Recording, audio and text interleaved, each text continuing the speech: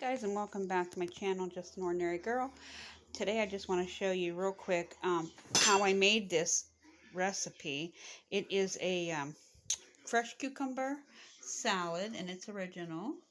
And so basically my grandmother used to make a recipe something similar, but she used white vinegar, and she also used a cup of sugar.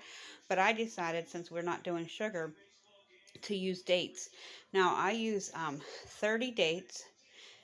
I'll show you the recipe. 30 dates to 3 cups of water, and I blended that in my blender on high. Like, I started low, then medium, then high, and then I went to smoothie feature, and I let that blend real good until you get a decent consistency, and it thickens as it sits. And then what you're going to do is you're going to use 5 medium cucumbers, and then you're going to slice those up. So what I did was I sliced them up into this sort of, and then I also had 2 small red onions, and I also sliced them, and then once they're sliced, then you break them apart, sort of.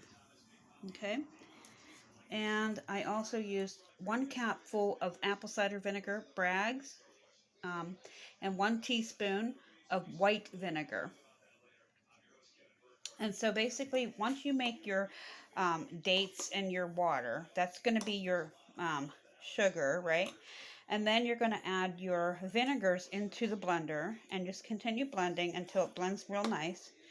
And then while you're blending that, you can cut your cucumbers and your onions.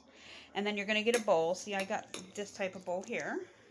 And I put it in there and covered it with the dressing, and then you cover it up and you put it in the refrigerator. Now, as this sits, it'll get softened. It'll soften the cucumbers and the onions, and it makes such a nice, refreshing salad that you could serve, you know, with any dinner that you'd like.